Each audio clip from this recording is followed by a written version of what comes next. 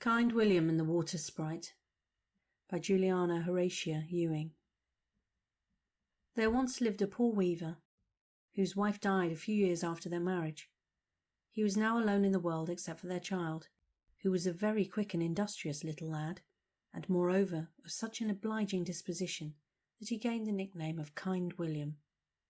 On his 7th birthday his father gave him a little net with a long handle, and with this Kind William betook himself to a shallow part of the river to fish.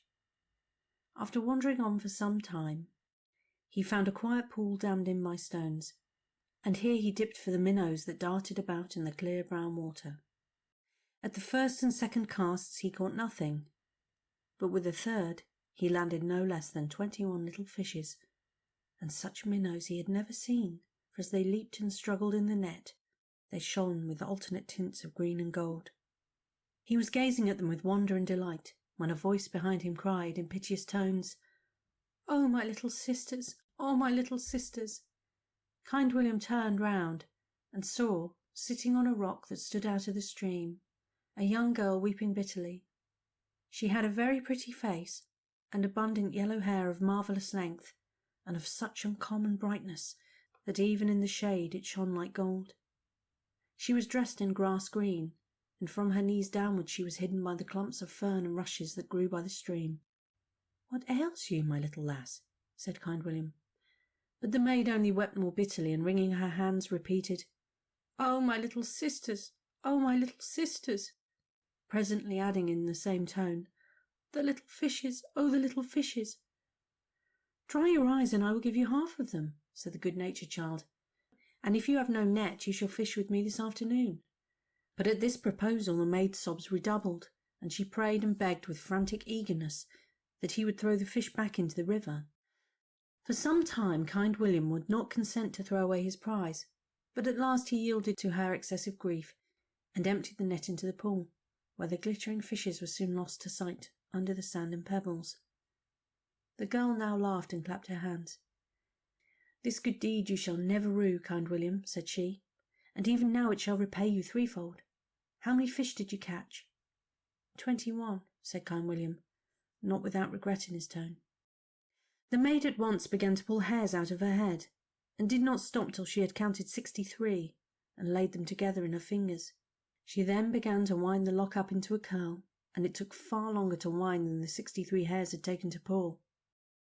How long her hair really was Kind William never could tell, for after it reached her knees he lost sight of it among the fern, but he began to suspect that she was no true village maid, but a water sprite, and he heartily wished himself safe at home. "Now," said she, when the lock was wound, "will you promise me 3 things?" "If I can do so without sin," said Kind William. "First," she continued, holding out the lock of hair, "will you keep this carefully and never give it away? It will be for your own good." "One never gives away gifts," said Kind William. "I promise that." "The second thing is to spare what you have spared. Fish up the river and down the river at your will, but swear never to cast net in this pool again." "One should not do kindness by halves," said Kind William. "I promise that also." "Thirdly, you must never tell what you have now seen and heard till thrice 7 years have passed. And now come hither, my child, and give me your little finger, that I may see if you can keep a secret." But by this time Kind William's hairs were standing on end, and he gave the last promise more from fear than from any other motive, and seized his net to go. "No hurry, no hurry," said the maiden, and the words sounded like the rippling of a brook over pebbles. Then bending towards him with a strange smile, she added, "You are afraid that I shall pinch too hard, my pretty boy. Well, give me a farewell kiss before you go." "I kissed none but the miller's lass," said Kind William sturdily, for she was his little sweetheart. Besides, he was afraid that the water witch would enchant him and draw him down. At his answer she laughed till the echoes rang, but Kind William shuddered to hear that the echoes seemed to come from the river instead of from the hills, and they rang in his ears like a distant torrent leaping over rocks. "Then listen to my song," said the water sprite, with which she drew some of her golden hairs over her arm, and tuning them as if they had been the strings of a harp, she began to sing. "Warp of woolen and woof of gold, when 7 and 7 and 7 are told. But when Kind William heard that the river was running with the cadence of the tune, he could bear it no longer and took to his heels. When he had run a few yards he heard a splash, as if a salmon had jumped, and on looking back he found that the yellow-haired maiden was gone. Kind William was trustworthy as well as obliging, and he kept his word. He said nothing of his adventure. He put the yellow lock into an old china teapot that had stood untouched on the mantelpiece for years, and fishing up the river and down the river he never again cast net into the haunted pool, and in course of time the whole affair passed from his mind. 14 years went by, and Kind William was Kind William still. He was as obliging as ever, and still loved the miller's daughter, who for her part had not forgotten her old playmate. But the miller's memory was not so good, for the 14 years had been prosperous ones with him, and he was rich, whereas they had only brought bad trade and poverty to the weaver and his son. So the lovers were not allowed even to speak to each other. One evening Kind William wandered by the riverside lamenting his hard fate.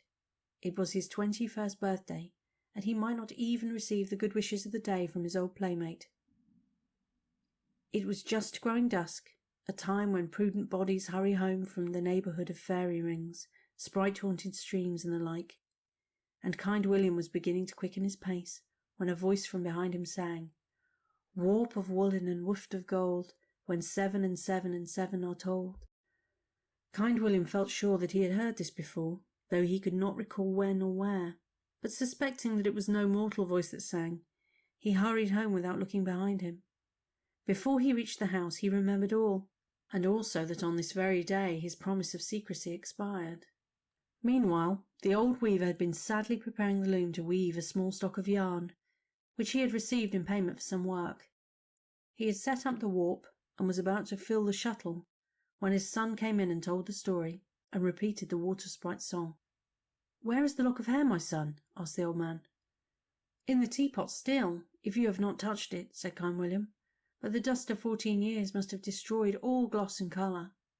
On searching the teapot, however, the lock of hair was found to be as bright as ever, and it lay in the weaver's hand like a coil of gold. "It is the song that puzzles me," said Kind William. 7 and 7 and 7 make 21. Now that is just my age. There is your warp of woolen, if that is anything," added the weaver, gazing at the loom with a melancholy air. "And this is golden enough," laughed Kind William, pointing to the curl. "Come, father, let us see how far one hair will go on the shuttle." And suiting the action to the word, he began to wind. He wound the shuttle full, and then sat down to the loom and began to throw. The result was a fabric of such beauty that the weaver shouted with amazement, and one single hair served for the woof of the whole piece. Before long there was not a town dame or a fine country lady but must needs have a dress of the new stuff, and before the 63 hairs were used up, the fortunes of the weaver and his son were made. About this time the miller's memory became clearer, and he was often heard to speak of an old boy and girl love between his dear daughter and the wealthy manufacturer of the golden cloth. Within a year and a day Kind William married his sweetheart, and as money sticks to money, in the end he added the old miller's riches to his own. Moreover, there is every reason to believe that he and his wife lived happily to the end of their days. And what became of the water sprite? That you must ask somebody else, for I do not know. The end.